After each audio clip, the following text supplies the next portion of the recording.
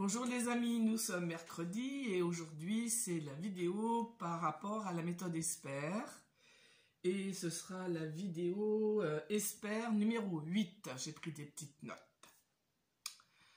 Donc j'avais prévu de vous parler de ce que l'on appelle les zones d'intolérance et je vais y venir tout à l'heure. D'abord, nous reprenons ceux qui ont le livre de la planète Terre qui est là. Là à l'envers, mais ça fait rien. Et donc, pour un petit peu se pencher par rapport à qu'est-ce que c'est qu'une relation. Et ça, c'est noté à la page 95 du livre. Et je vous montre la page du livre. J'espère que c'est assez clair. Voilà, qu'est-ce qu'une relation? Et donc, une relation, c'est pareil qu'un canal, qu'un pont, qui relie deux personnes. On l'a vu déjà, mais on va revenir souvent là-dessus. Et donc, ce pont, ce canal, est représenté en méthode ESPER par une écharpe, qu'on appelle l'écharpe relationnelle. Donc là, en l'occurrence, on va regarder un petit peu comment ça fonctionne. Donc ça, c'est mon bout, et à l'autre bout, la personne n'est pas là, mais on va imaginer qu'il y a quelqu'un. Et donc, ce canal-là, oui, on va appeler ça un canal. Ce canal, ce qui est vraiment crucial, c'est qu'il soit toujours libre, qu'il soit jamais pollué, qu'il soit jamais obstrué, qu'il n'y ait pas de nœud. Et donc pour ça, c'est vrai, c'est intéressant, c'est même important de s'y pencher pour voir un petit peu à mon bout à moi de la relation, qu'est-ce que j'en vois qui va vivifier cette relation, ce canal. Est-ce que j'envoie des messages positifs? Est-ce que j'envoie des messages, on va dire SAP, puisque maintenant vous connaissez un petit peu quelques caractéristiques du système SAP, mais on va un petit peu parler de la méthode ESPER pour changer. Et donc, qu'est-ce que j'envoie moi à mon bout dans ce canal? Et évidemment, si je sais, parce que maintenant je vais commencer à être conscient de ce que j'envoie, si je sais que ce que j'envoie, ce sont des messages disqualifiants, dévalorisants, comparants, culpabilisants, de victimes, voilà, toutes les caractéristiques que vous connaissez déjà, je sais que si j'envoie des messages colorés comme ça, eh bien j'envoie des pollutions dans la relation. Des pollutions qui vont aller chez l'autre. Et automatiquement, bah oui, forcément, de l'autre côté, la personne va mal le prendre et alors elle va réagir à ça. Et ça ne fait pas une relation. Ça fait quelque chose qu'on appelle du réactionnel. On n'est plus en relation avec deux personnes, ne sont plus en relation. Ce qui est en relation, c'est la réaction et mon message sapien. Et on n'est plus de personne à personne. Et vous constaterez que très souvent, il n'y a pas de relation de personne à personne. Il y a des relations entre des ressentis, des blessures, des messages mauvais et de la réaction par rapport à ces messages-là. Et vous voyez, c'est pour ça que je déplace l'écharpe. Je ne peux pas la mettre à partir d'une personne jusqu'à une autre personne. Mais nous croyons que nous relationnons toujours de personne à personne. Vous voyez bien que ce n'est pas le cas. Alors après, évidemment, il va être important de regarder à mon bout à moi, et si chacun le fait à son bout, sans s'occuper du bout de l'autre, ce qui est important, eh bien déjà ça va être énorme. Le problème, il est que s'il y en a un qui le fait et que l'autre ne le fait pas, c'est embêtant. Parce qu'évidemment, ce sera beaucoup plus difficile de vivre avec quelqu'un une relation saine et épanouissante et vivifiante lorsqu'il n'y en a qu'un qui fait la conscientisation de tout ça. Voilà, bon, on verra. Par la suite, on en reparlera. Mais on va parler que les deux sont concernés, les deux ont appris la méthode ESPER et donc les deux sont conscients de ce qui se passe dans le canal qui les relie. Parce que vous voyez, il n'y en a qu'un, il n'y en a pas deux. Il n'y a pas un canal de toi vers moi, relationnel, et un canal de moi vers toi. C'est le même. Donc c'est dans le même canal que passent les messages. Encore une fois, on mettra pour tout ce qui est affection, amour, sentiment, une autre écharpe. Parce que nous, en général, on mélange tout. On mélange les deux écharpes. Je vais prendre en vitesse une écharpe qui représente l'amour. Voilà. Donc, il y a, je vais la mettre là, une écharpe qui représente la relation. ce qui s'y passe, ce qui s'y dit, ce qu'on y fait, ce qu'on partage, et de la qualité de cette relation, l'amour, qui est là, restera toujours vivant. Mais nous, on ne sait pas ça. Moi, j'étais la première à ne pas le savoir. Nous, ce qu'on pense, c'est que, vous voyez, je recouvre l'écharpe de la relation par l'écharpe de l'amour. Et nous, ce qu'on croit, c'est qu'il n'y a que celle-là. On va s'aimer toujours, voilà, on se dira tout, tu combleras mes besoins, moi je comblerai les tiens, on sera toujours là l'un pour l'autre, on n'aura pas de secret l'un pour l'autre. Vous voyez, c'est que des poncifs qui sont absolument pas,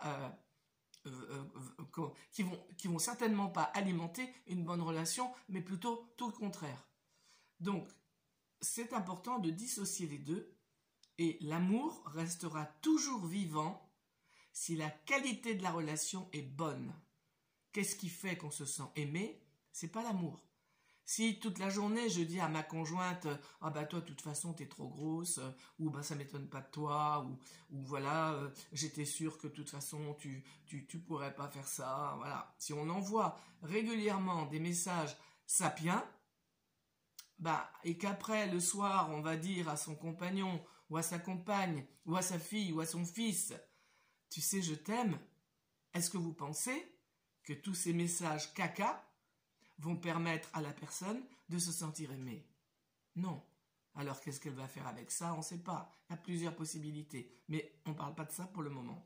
Donc ne confondons pas l'amour, le sentiment et la relation.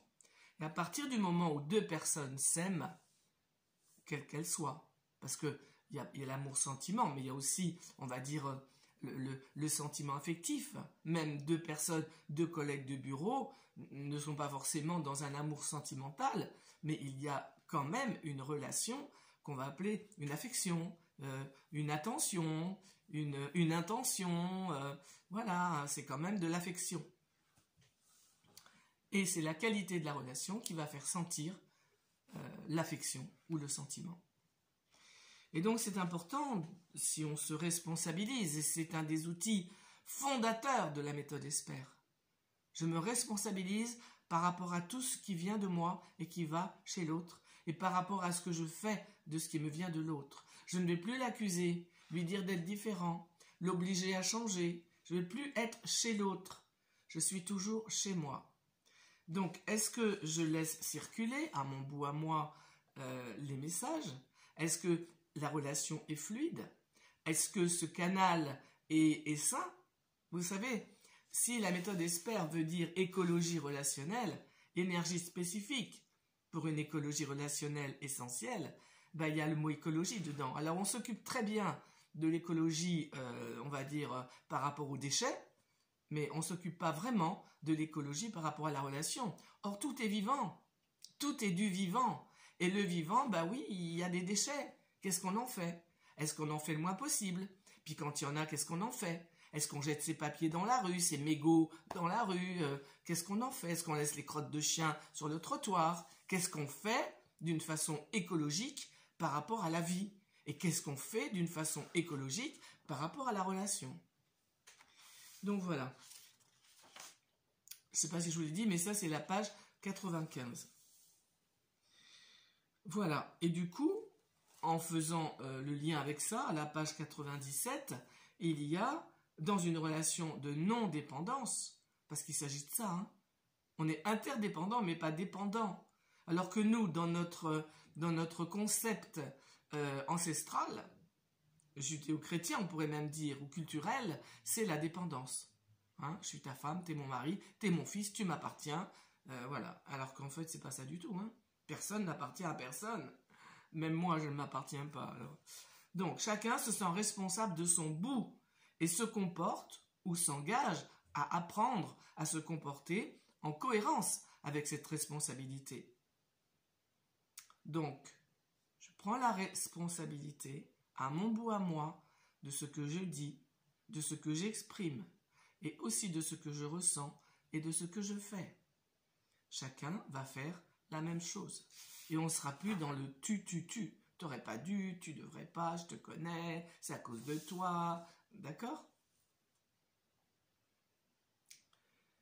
Alors après, une chose intéressante à la page suivante, à la page 99, c'est un principe relationnel de base, la co-responsabilisation. Comme je vous le disais, chacun est co-créateur de la relation. C'est pas moi ou l'autre, c'est tous les deux. Donc dans cette relation de réciprocité, chacun assume la responsabilité de ce qu'il émet et de ce qu'il fait, de ce qu'il reçoit. Alors, il y a une chose très intéressante là, qui est notée. Je suis responsable de la façon dont je reçois ce qui me vient de l'autre. C'est moi seul qui donne sens au message que je reçois. Donc ça, c'est important. Parce qu'on va constater assez souvent, parce que je ne veux pas généraliser, assez souvent que, très souvent, le message que je reçois, comment moi je l'interprète, c'est pas du tout ce que la personne a voulu dire. Jacques Salomé donne un exemple intéressant parce qu'il dit que très souvent, quand il disait à table à ses enfants, il y avait un fils qui ne venait pas. Ouais, je crois que c'est ça. Je crois que c'est ça le truc, parce que j'ai pas trop réfléchi. Et son fils ne venait pas. Et donc, étonné qu'il ne vienne pas, il va le voir à un moment donné, au bout d'un certain temps de ce genre d'échange. Il lui dit, mais quand je te dis à table, pour que tu ne viennes pas, qu'est-ce que toi tu entends? Il dit, bah ouais, moi j'entends qu'il faut que j'arrête mon jeu vidéo. Mais il dit, non, je t'ai pas dit ça, je te dis à table. Toi, tu peux me dire, est-ce que je peux venir dans 2 minutes? Et je te répondrai. Vous voyez? Et là, on va le dire avec la façon suivante. La communication, ça passe par des mots et ça passe aussi par des silences. Mais parlons des mots. Un mot n'a pas le même signifiant pour quelqu'un que pour quelqu'un d'autre. Et très souvent, on parle de mal entendu. C'est simplement parce que le mot que j'ai utilisé n'est pas le mot que toi, tu comprends. C'est le même mot, mais moi, ce que je mets dedans n'est pas forcément la même chose que toi, tu mets dedans. Et donc, du coup, on va se fâcher, on va avoir un conflit par rapport simplement au fait qu'on n'a pas vérifié. Et la vérification est un outil de la méthode ESPER. Quand il y a comme ça des clashs par rapport à un échange, ce qui est important, c'est de vérifier. Attends, quand moi je te dis ça, voilà ce que je veux dire. Ah bon, ah ben moi c'est pas ça que j'entends. Vous voyez? Donc ça c'est intéressant.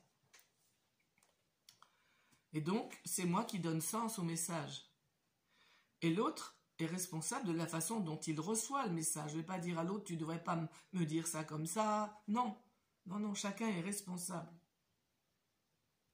Responsable dans le sens quelle est la réponse que je vais donner à ce qui me vient de l'autre. Bien voilà, donc vous voyez, on a brossé quelques pages du livre. Et moi, je voulais vous parler aujourd'hui. Est-ce que j'ai mis... Oh, il y a plein de trombones partout. Oh là là, c'est quel trombone alors? Oh là là là là, bon. J'aurais dû mettre autre chose. Je ne sais pas si je vais trouver vite fait comme ça avec tous ces trombones. La page des zones d'intolérance. Il est où ce trombone-là? C'est lui? Non. Bon. Alors en même temps que je cherche, je vais vous parler parce que j'ai pas du tout envie d'arrêter la vidéo. Donc, les zones d'intolérance, moi je n'en avais jamais entendu parler. Je ne sais pas si quelqu'un d'autre que Jacques Salomé en parle. Voilà, j'ai trouvé. À la page 101. Parce que je ne sais pas si c'est dans d'autres pages. Je crois pas. Donc du coup, j'en avais jamais entendu parler de ça. Mais par contre, j'ai su après coup que j'en avais. Donc, une zone d'intolérance, c'est quelque chose que si jamais quelqu'un appuie sur ce bouton, il va s'en prendre une. Je comprends aujourd'hui pourquoi on disait de moi, quand j'étais plus jeune, et c'était vrai. À l'époque, je n'avais pas repris mon nom de jeune fille, j'avais mon nom d'épouse, de première épouse, et on disait Madame Untel, quand je travaillais dans les bureaux. On disait Madame Untel, elle mord avant d'aboyer. Vous vous rendez compte? Je trouvais ça superbe, moi, j'étais étonné, mais ouais, c'était vrai. Je mordais avant d'aboyer. Mais je mordais quand on allait dans mes zones d'intolérance, mais je ne les connaissais pas. Une zone d'intolérance, c'est vraiment important de savoir que, par exemple, j'ai parlé du territoire dimanche dernier, je crois. Ça, lorsque ce territoire, tel que je l'ai décrit dimanche dernier, lorsque ce territoire n'est pas respecté, vous pouvez être sûr que c'est une zone d'intolérance. Chez tout le monde, ça, c'est une zone d'intolérance. Alors, il y en a d'autres. Je ne sais pas en tête là, parce que c'est tellement personnel à chacun que de toute façon, c'est pas possible. Je pourrais, si j'y réfléchis, en trouver et vous en dire, mais c'est pas le but. Le but de ce que je suis en train de vous montrer là, c'est le fait de savoir que cette zone d'intolérance, elle est vraiment cruciale de la connaître déjà soi-même. Quelle est ma zone d'intolérance?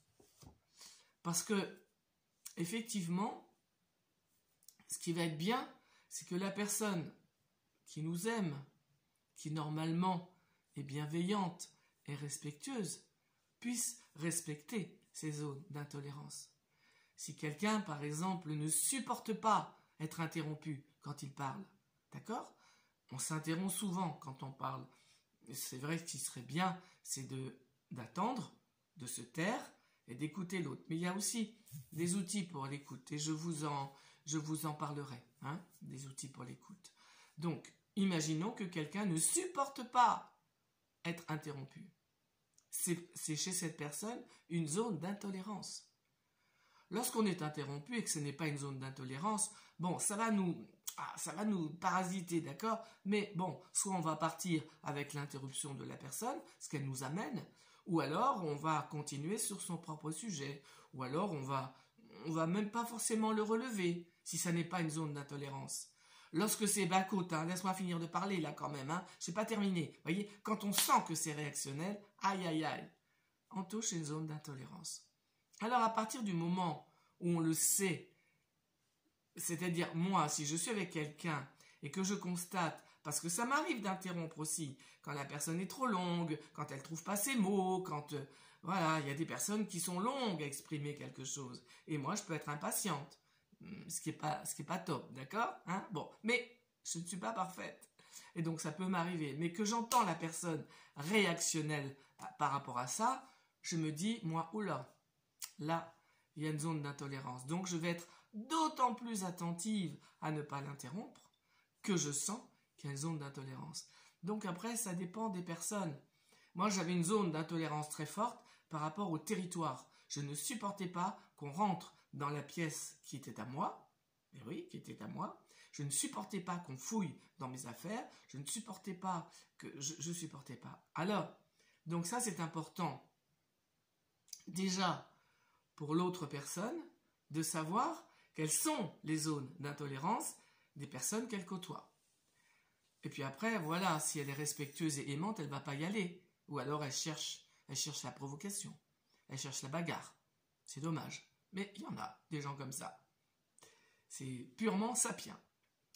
Donc, ce dont il s'agit pour la personne qui a cette zone d'intolérance, c'est de la connaître et puis peut-être aussi de s'y pencher, parce que c'est quand même pas agréable. Par exemple, je vais vous parler de moi. Je ne supportais pas quand mon mari, mon deuxième mari, qui était adorable, rentrait dans mon bureau alors que j'étais en train de travailler, ou que je n'y étais pas, mais j'étais en train de travailler, et puis vidait ma corbeille, ou ouvrait les volets, voilà, ou faisait un petit peu de rangement, mais très peu. Mais je ne supportais pas. C'était horrible. Alors, au début, comme c'est quelqu'un qui était très gentil, j'essayais de ne pas, de comprimer ce qu'il y avait à l'intérieur. Mais ça sortait d'une façon ou d'une autre. Ça sortait pendant le repas, ça sortait pour autre chose, mais ça sortait. Et je me suis rendu compte que ça sortait pour autre chose que pour l'objet réel de l'origine d'où ça venait. Et quand j'ai appris la méthode ESPER, je dis, tu sais, chérie, je souhaiterais vraiment que tu ne rentres plus dans mon bureau que quand j'y suis, même si c'est pour faire quelque chose de sympa. Alors, il a été attentif à ne pas le faire. Mais comme lui, son énéatype est un énéatype très aimant, très aidant, et c'est plus fort que lui, entre guillemets. Il y a tout ça à regarder. Et ben, de temps en temps, paf, il faisait intrusion. Alors, je sentais la compression, mais ce que j'avais fait entre-temps, c'est que j'avais regardé d'où venait ma zone d'intolérance. C'est toujours, d'accord, l'intrusion que quelqu'un va faire chez quelqu'un d'autre, c'est toujours intolérable, d'accord? C'est toujours pas tolérable. Mais ça peut l'être. Ça peut être tolérable et ça peut être dit d'une façon qui ne soit pas réactionnelle. Ça peut ne pas me toucher à ce point-là. J'espère que vous entendez bien ce que j'essaie de vous exprimer. Ce qui fait que c'est touché à ce point-là, que ce soit dans le chagrin, dans la colère, dans des émotions, dans l'angoisse, dans des émotions fortes, ce qui fait que c'est touché, c'est parce qu'il y a quelque chose dans le passé qui retentit. Ce sera toujours comme ça. Et donc je vais m'intéresser à ce qu'il y a eu dans le passé. Comment se fait-il que ce soit si intolérable pour moi? Alors évidemment, moi j'ai fait un travail avec thérapeute et j'ai regardé, puis seul aussi, j'ai regardé d'où ça venait. Et je me suis souvenu que petite, j'avais pas d'espace à moi. On n'avait pas d'argent, on était 7 enfants, ma sœur partageait sa chambre avec moi, vous voyez comment je l'exprime. J'avais un tout petit lit, dans l'armoire j'avais juste un casier, donc je n'avais pas d'espace à moi. J'avais que mon cartable, dans lequel personne n'allait. Parce que tout ce qui était leçon, devoir, mes parents s'en occupaient pas. Donc c'était mon seul espace où j'étais sûre que personne n'allait. Donc évidemment, je ne savais pas ça. Quand j'ai découvert ça, j'ai eu beaucoup de compassion pour la petite que j'étais. Parce que c'est pas marrant, non seulement d'avoir très peu d'espace, mais qu'en plus, il ne soit pas respecté. Donc c'est d'autant plus, on va dire, compréhensible que lorsqu'on faisait intrusion dans mon espace, même si j'en avais plus après, cette chose-là était réveillée. Lorsque j'ai vu ça et que j'ai pleuré sur moi et que j'ai fait un travail de réparation de ça, concret, d'accord? J'ai pas remis ça à la source, je m'en suis occupé. Et donc à partir de là, ça s'est complètement estompé. Il n'y a plus ça. C'est-à-dire que après, tout ça, bien sûr, je ne le disais pas à Bernard, je faisais ça toute seule. Et donc, parce qu'après, c'était intéressant. Quand il faisait intrusion dans mon bureau. Après tout ça, ce sont des exercices. Et heureusement que l'autre est là pour me faire des exercices. Sinon, comment je saurais où j'en suis? Et donc, quand lui, par inadvertance, entrait dans ma pièce et que j'étais en train de travailler, de rédiger des choses, et bien sûr, je voyais bien qu'il rentrait. Mais je disais rien. Parce que rien n'était touché. Et c'est extraordinaire. Donc du coup, oui, quand il rentrait dans mon bureau, c'était pas forcément pour s'installer, c'était pour vider ma corbeille, c'était très gentil. Et puis moi, c'était bien, ça m'aidait. Puis quand il ouvrait mes volets ou qu'il fermait mes volets, c'était sympa, ça m'évitait d'y aller. Donc, ah là là, mais quel bonheur, vous ne pouvez pas imaginer quelle délivrance, quelle libération ça a été quand j'ai pu travailler moi, parce que je l'avais décidé, cette zone d'intolérance. Mais si moi je ne l'ai pas décidée, elle restera là. Et je veux qu'elle soit respectée. Voilà. Donc je vais arrêter là parce que ça fait 23 minutes. Et j'espère que j'étais assez claire. Peut-être que j'y reviendrai, je ne sais pas. Voilà. Je vous souhaite un beau mercredi et puis je vous dis à dimanche pour normalement la vidéo spiritualité. À bientôt. Au revoir.